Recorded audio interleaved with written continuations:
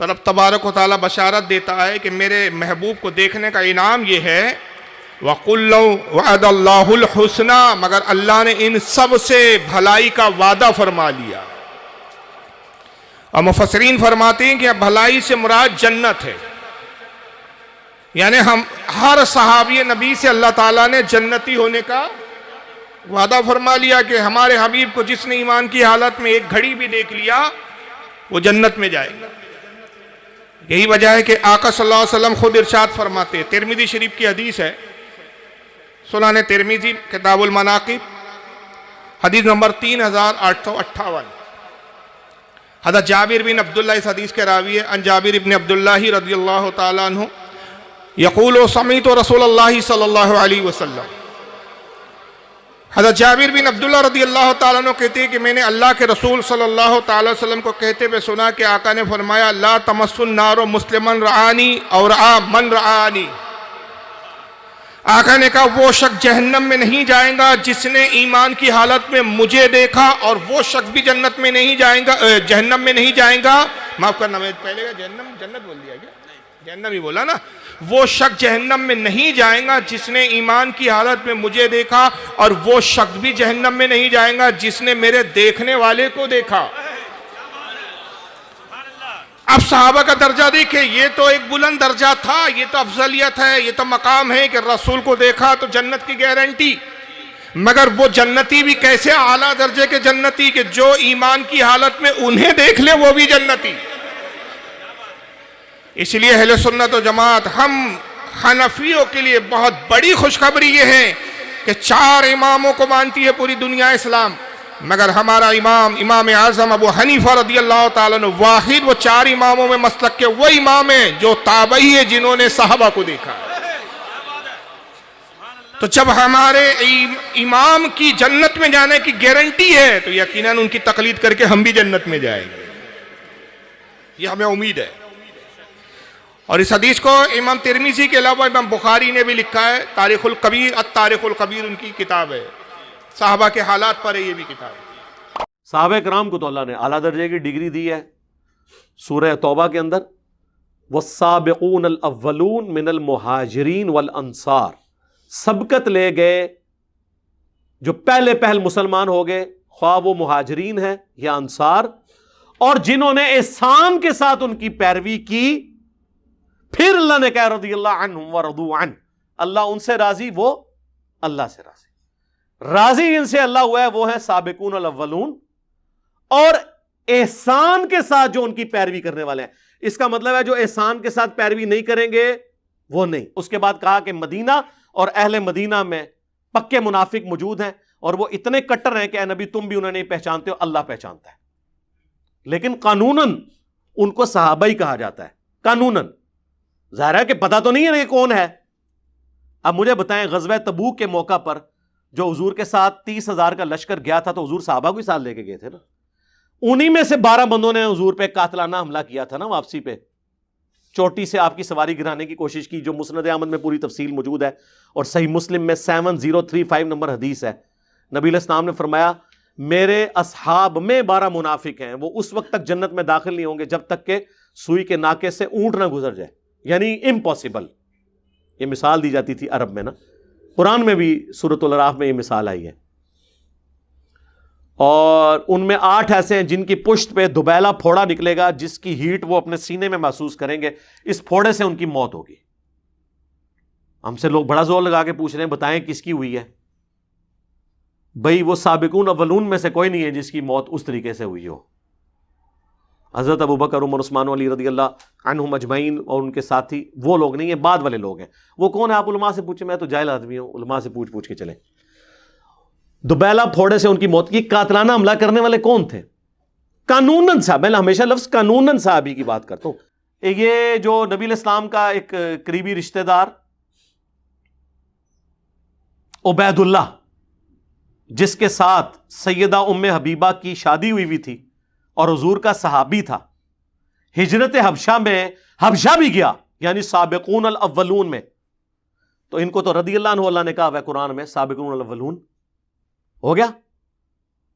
حبشہ جا کے المستدرک الحاکم میں پوری ڈیٹیل موجود ہے، یہ جا کے عیسائی ہو گیا، اور عیسائی مرا، مرتد ہو گیا. صحابی بھی، سابقون الاولون میں سے بھی، حضرت معاویہ رضی اللہ تعالیٰ عنہ کی بہن ام حبیبہ کا خامند بھی، اتنے ٹائٹل اس کو، مرتد ہو کے مر گیا. اسی لیے جب واپس آئی تو حضور نے دل جوئی کے لیے پھر ام حبیبہ سے خود نکاح کیا، وہ ام المومنین بن گئی. آپ کے نزدیک تو اس کو مرتد نہیں ہونا چاہیے تھا، اللہ اسے راضی ہو چکا ہوا تھا. ہاں جی دسو ہوں. بخاری مسلم دونوں میں حدیث ہے، ایک کاتب وحی، ایک کاتب وحی کے اوپر بڑا ایک کر رہے ہوتے ہیں نا، ایک کاتب وحی جس کے بارے میں بخاری مسلم میں آیا کاتب وحی، سورہ آل عمران سورۃ البقرہ اس نے نبی علیہ السلام سے پڑھی، مرتد ہو گیا، مر گیا. دفناتے تھے، لاش زمین اٹھا کے باہر پھینک دیتی تھی، اور لوگ چیما گوئیاں کرنا شروع ہو گئے کہ یہ رسول اللہ کے ساتھی ہیں جو یہ اس کی لاش باہر نکال دیتے ہیں. پھر انہوں نے پبلکلی دفنایا، پھر بھی لاش باہر گری، کیونکہ ظاہر حضور کو اس نے چیلنج کر دیا تھا نا کہ یہ نبی کو کچھ نہیں آتا، جو میں لکھتا ہوں وہ وہی ہوتی. نعوذ باللہ، اب یہ نبوت سٹیک پہ لگی ہوئی ہے سرکار، اس کو آپ کو چھوٹا مسئلہ سمجھ رہے ہیں. حضور نے اس کی گستاخی کرنے کے سبب اللہ تعالیٰ نے اسے پبلکلی سزا دی کہ زمین نے اس کی لاش قبول نہیں کی. اور بخاری مسلم کے الفاظ ہیں، جب وہ مرا حضور نے پہلے ہی کہہ دیا تھا کہ زمین اس کو قبول نہیں کرے گی. اوئے ہوئے ہوئے، کاتب وہی تھا. سابقون الاولون بھی ہو گیا یہ بھی.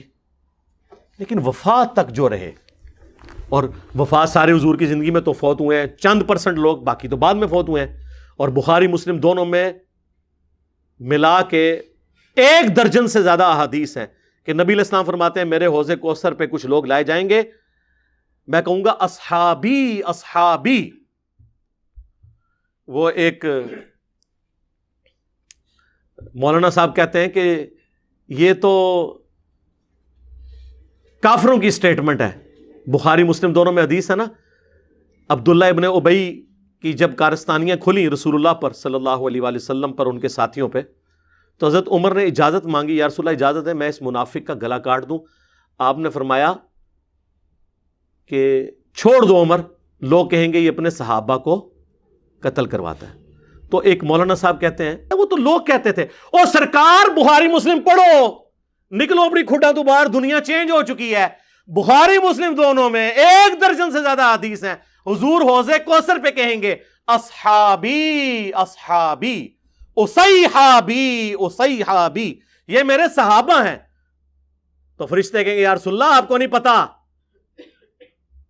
یہ ایک مماتی مولوی کو پتا ہے، آپ کو نہیں پتا. ہاں آنا ہوں گے گیڑے چ وہ تواڈے وڈے مرے ہوئے بزرگ بھی ساڈے اگے اللہ دے فضل نال فیل نے علمی توڑ، تسی تے شے ہی کوئی نہیں ہو. یا رسول اللہ آپ کو نہیں پتا، آپ کے بعد یہ دین سے الٹے قدم پھر گئے تھے جن کو اس مماتی نے ڈگری دی ہوئی تھی اپنی طرف سے. تو آپ فرماتے ہیں سحقن سحقن لمن غیر بعدی، ان پہ پھٹکارو، ان کو مجھ سے دور کر دو جنہوں نے میرے بعد میرے دین کو بدل دیا. سحقن سحقن لمن بدل بعدی، انہیں مجھ سے دور کر دو جنہوں نے میرے بعد میرے دین کو بدل دیا. یہ حدیث بخاری مسلم میں جب روایت ہوتی ہے تو وہ تابعی روایت کرنے کے بعد کہتے ہیں عبداللہ ابن ابی ملیکہ، وہ کہتے ہیں اے اللہ ہم تجھ سے دعا کرتے ہیں تیرے نبی کے مرنے کے بعد ان کے دین سے الٹے قدم نہ پھریں. اگرچہ ہمیں ایک مماتی مولوی نے گارنٹی دی ہوئی ہے لیکن پھر بھی ہم ڈرتے ہوئے دعا کرتے ہیں.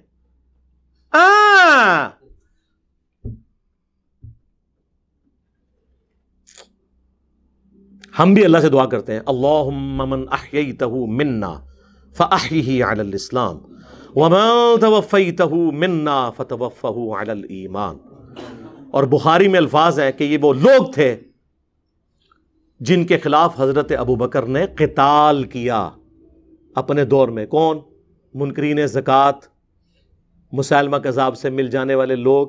اس سے مراد نعوذ باللہ جس طرح روافظ کہتے ہیں کہ سابقون الاولون کوئی بڑے اصحاب میں سے نہیں، وہ نہیں تھے.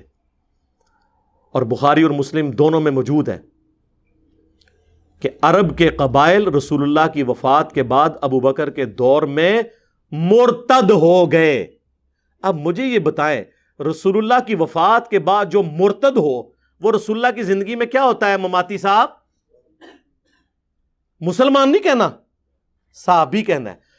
کلن کلن کہنا ہے، کلن تیرا ہوں کلن میں کٹنا وا، کلن وعد اللہ الحسنہ، کلن ریسن اصحابی اصحابی، وہ بھی کلن سن. تو انہوں کے پتا قرآن تو انہوں کتوں آنا ہے؟ جو منکرین حدیث ہو اسے قرآن آ ہی نہیں سکتا. یہ منکرین حدیث ہیں. یہ حدیث کو روایت کہہ کے تاریخ کہہ کے رد کہہ رہے ہوتے ہیں. حدیث کہتے ہیں لوگ ان کو لتر مار کے ممبروں سے اتارے. یہ جو روایت اور جب تاریخ بول رہے ہو یہ بخاری مسلم کو کہہ رہے ہوتے ہیں. یہ نہیں مانتے اس کو. یہ پرویزیوں سے بھی گئے گزرے ہیں. پرویزی کم از کم چھپ کے تو نہیں سامنے ہے. کلن صاحب وہ کتنے گئے پھر؟ مرتد ہو گئے. حضور کی زندگی میں کیا تھے وہ؟ صحابی. کیونکہ یہ کہتے ہیں ایک نظر بھی دیکھ لیا. نہیں جی بعد میں چکے ہو گئے. نہیں سر بات کی تو ہم بات نہیں کر رہے. حضور کی جب آنکھیں بند ہوئی ہیں اس وقت تک وہ رضی اللہ عنہ تھے. اس وقت تو کسی کو نہیں پتا تھا اور ایون حضور کو بھی نہیں پتا. بعد میں آپ کو بتایا جائے گا. سنن دارمی میں حدیث ہے, المستدرک للحاکم میں حدیث ہے. نبی الاسلام نے آیت تلاوت کی اذا جاء نصر اللہ والفتح ورأیت الناس يدخلون فی دین اللہ افواجا. اللہ کی فتح آ گئی ہے اور تم دیکھ رہے ہو کہ لوگ گروہ در گروہ دین میں داخل ہو گئے. حضور نے کہا ان قریب میری وفات کے بعد لوگ اسی طریقے سے گروہ در گروہ دین سے نکل بھی جائیں گے. یہ کہہ رہے کافر کہتے تھے یہ تو حضور خود بتا کے گئے ہیں. اور یہ باتیں حضور کے نبی ہونے کی دلیل ہے کہ ہمارا پیغمبر وہ ہے جو اپنی وفات کے بعد کے واقعات بتا کے گیا. وہ کوئی جنگجو نہیں تھا, وہ اللہ کا پیغمبر تھا. باقی جنگجو جاتے ہیں جب دنیا سے یہ نہیں بتا کے جاتے میرے بعد کیا ہوگا.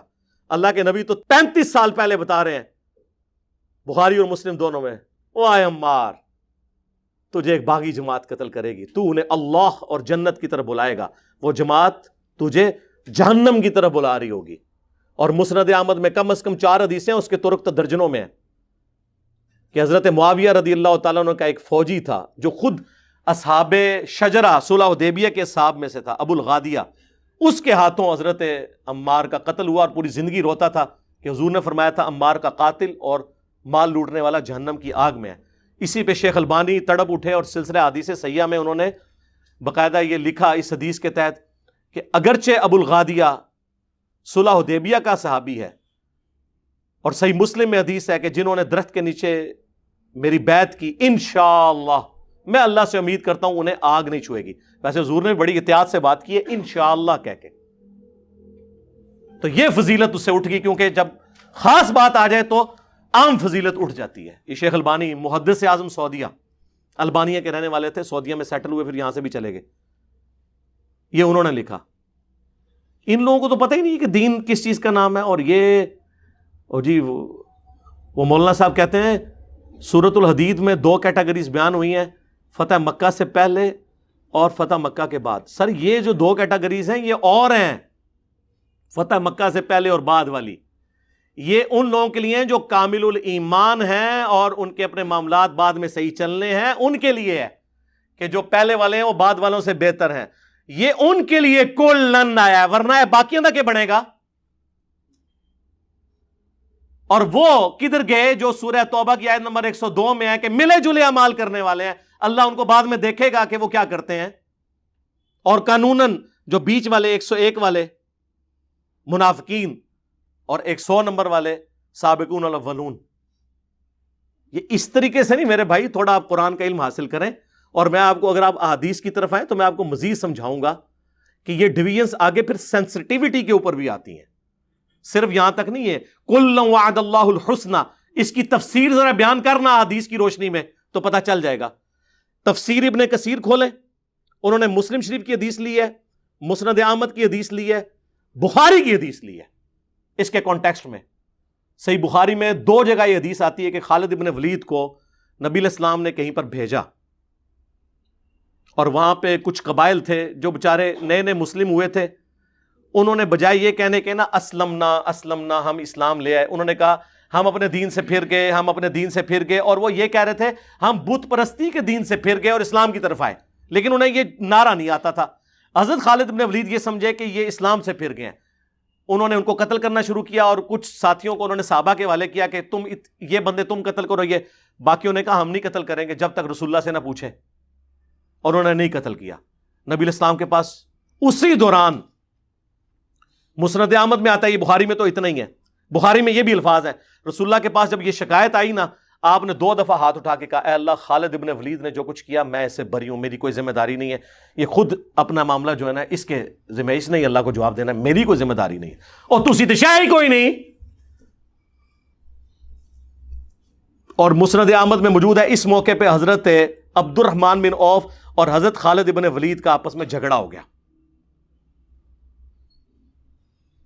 تو حضرت خالد ابن ولید نے عبد الرحمن بن عوف کو گالیاں دے دی. اب یہ جو الفاظ ہے نا یہ مسلم شریف میں ہے 6488 نمبر حدیث. عبد الرحمن بن عوف کو خالد ابن ولید نے گالی دی. کب دی؟ وہ بخاری میں اور مسند احمد میں اور تفسیر ابن کثیر میں وہ ساری حدیث. تو عبد الرحمن بن عوف رضی اللہ تعالیٰ نے شکایت کی حضور کو. آپ فرمایا خالد تم میرے صحابہ کو برا مت کہو, کلن تم, تیرا کلن کتنے گیا, تم میرے صحابہ. خالد ابن ولید نے تو نہیں کہا یا رسول اللہ میں بھی صحابی ہوں اور میں تو فتح مکہ کے بعد والا بھی نہیں ہوں جو کلن والی سرکار نے دسیا سی, میں تو فتح مکہ سے پہلے ہوں لیکن صلح حدیبیہ کے بعد تھے. صلح حدیبیہ کے بعد اسلام کا گولڈن پیریڈ شروع ہو چکا تھا, اس کے بعد وہ چیز نہیں تھی. اور فتح مکہ پہ حضرت معاویہ رضی اللہ تعالیٰ عنہ ابو سفیان یہ تو فتح مکہ پہ مسلمان ہوئے ہیں. یہ تو طلقاء ہیں جو سورہ توبہ میں آیا 4 مہینے کا ٹائم ہے یا اسلام قبول کرو ورنہ گردن کاٹی جائے گی. ان کا تو چھوڑ ہی دیں آپ, یہ تو خالد بن ولید کی بات ہو رہی ہے جو صلح حدیبیہ کے بعد ہوئے لیکن فتح مکہ سے پہلے. تم میرے صحابہ کو برا مت کہو. اب اگر تم احد پہاڑ کے برابر سونا بھی خیرات کر دو اور میرے صحابی نے عبد الرحمن بن عوف نے 1 مد گندم 600 گرام آدھا کلو جو گندم خیرات کی تم اس کے برابر بھی نہیں پہنچ سکتے, اس کے آدھے کو بھی نہیں پہنچ سکتے. یہ آدھی حدیث بیان کرتے ہیں میرے صحابہ کو برا مت کہو. یہ کس کو کہا گیا تھا؟ ہمیں تو بہت مال میں ہے, اصل میں تو ان کو کہا گیا تھا خالد بن ولید کو. انہوں نے تو نہیں کہا کلم وعد اللہ الحسنى, انہیں پتا تھا یہ اتنا سادہ معاملہ نہیں ہے. جس طرح بریلوی اپنے بزرگ بابوں کے بارے میں چیزیں منسوب کرتے ہیں یہ بھی ہر چیز کو ہر ایک کے ساتھ منسوب کر دیتے ہیں. احد پہاڑ آلموسٹ 4.5 میل کے اوپر پھیلا ہوا ہے. 7.5 کلومیٹر جا کے گوگل میں لکھیں, 7.5 کلومیٹر پہ پھیلا ہوا احد پہاڑ پتھریلا, اس کا آپ ذرا وزن کریں اور سارا سونے کا ہو. اور عبد الرحمن بن عوف, اور یہ تو بات عبد الرحمن بن عوف کی بات ہو رہی, مولا علی کی تو آپ چھوڑ ہی دیں, مولا علی کی در, یہ تو عبد الرحمن بن عوف کی بات ہو رہی ہے. علی معاویہ بھائی بھائی کتوں بھائی بھائی بھائی بہت فرق, رہن دو. عبد الرحمن بن عوف رضی اللہ تعالیٰ عنہ کے برابر نہیں پہنچ سکتے. احد پہاڑ اتنا سونا, تو آپ دیکھیں میں نے ایک جملہ بولا تھا کروڑوں معاویہ ہونا ایک عمار کے برابر نہیں ہے. میں نے اس پہ رجوع کیا ہے کہ خربوں معاویہ بھی ہوں ایک عمار کے برابر نہیں, کیونکہ حضرت عمار کا اتنا سا گندم خیرات کرنا, احد پہاڑ کے برابر سونا بھی خیرات کر دیں حضرت معاویہ رضی اللہ تعالیٰ عنہ, تو سر احد پہاڑ کے برابر سونا جو اس کی تو قیمت بہت ہے, اتنے سے سونے میں ہی اربوں معاویہ پورے ہو جائیں گے. خربوں ہی تو کیلکولیٹر فیل ہو جائیں گے. میں نے بلکہ ایک بہت بڑے انجینئر صاحب میں نے کہا یہ سپر کمپیوٹر, ان کا یہ کیلکولیشن نہیں ہو سکتی اس کی اگر سونے کی قیمت لگائی جائے. سر ظاہر ہے سونا اب 1,20,000 روپے آلموسٹ تولا ہے, تولا اینا جا ہوتا ہے 7.5 کلومیٹر تے پتھریلا, او دا وزن کرو کروڑا ٹن بنے گا کوئی نہیں, اور پھر اس کی قیمت کیلکولیٹ کریں. عمار ابن یاسر تو آپ چھوڑ دیں سر, یہ حضور نے بھی ویسے چن چن کے نا بندوں کے نام لیے. یہ تو میرا فیوریٹ ٹاپک ہے, نہ چھیڑا کرو ملنگا نو, میں تمہیں منع کیتا ہے. ٹھیک ہے, تسی یہ سمجھو کہ ساڈا واسطہ پیا ہے انہاں لوگوں نال جو کہانیاں بیان کرتے ہیں بھائی, نہ واللہ یہ میرا دعویٰ ہے جس نے احادیث نہیں پڑھی, جس نے سنت کو نہیں مانا, اسے قرآن بھی سمجھ نہیں آئے گا. قرآن ہم آپ کو سمجھاتے ہیں میرے بھائی, یہ کیٹاگریز ہیں. ٹھیک ہے نا جی. یہاں پہ نبی علیہ السلام نے صلح حدیبیہ والی بھی ڈیفینیشن کر دی. صحابی حضرت عبد الرحمن بن عوف کو کہا کہ میرے صحابہ کو خالد تم نہ کہو. تو یہ کیٹاگریز کے ڈویژن ہے, فتح مکہ سے پہلے, فتح مکہ کے بعد, ہجرت مدینہ سے پہلے, ہجرت مدینہ کے بعد, صلح حدیبیہ سے پہلے, صلح حدیبیہ کے بعد. یہ ساری ہیں اور یہ سب قرآن کے اندر ان کی جڑ موجود ہے. مجھے بتائیں یہ مہاجرین اور انصار کا جو ذکر ہوا ہے اگر تمہاری ڈیفینیشن مان لی جائے کہ جی دو ہی کیٹیگریز ہیں، فتح مکہ سے پہلے اور بعد، تو ہجرت مدینہ سے پہلے اور بعد یہ ڈیفینیشن کیوں قرآن میں جگہ جگہ آئی ہے؟ سورہ نساء تو پورا ہجرت کے بیان سے ہے، وہ پورا قرآن پڑھو نا، ایک قصہ نہ لے لو، پورا قرآن ٹوٹیلٹی میں دیکھیں۔ تو قرآن میں بھی آپ نہیں اپنا مقدمہ پیش کر سکتے، کیونکہ آپ بودے مسائل کے اوپر کھڑے ہوئے ہیں۔ آپ نے علم حاصل کرنا ہے تو صبح 9 سے لے کے شام 5 بجے تک ہماری فون آن ہوتا ہے، اس میں آپ سے بات نہیں کروں گا، نہیں، آپ ریسرچ پیپر فری منگوا سکتے ہیں، دنیا میں ہر انسان منگوا سکتا ہے، پاکستان کے اندر، پھر وہ لے جائے فری۔ صرف ڈاک کا TCS کا 300 روپے آپ نے دینا ہے، 12 کا پیکج آپ کے پاس آئے گا، جس میں سے 3 اذکار کارڈ ہوں گے اور 9 ریسرچ پیپر، جن میں کربلا والے 200 احادیث، روایتہ نہیں سرکار، تاریخ نہیں بنو امیہ اور بنو عباس کی، احادیث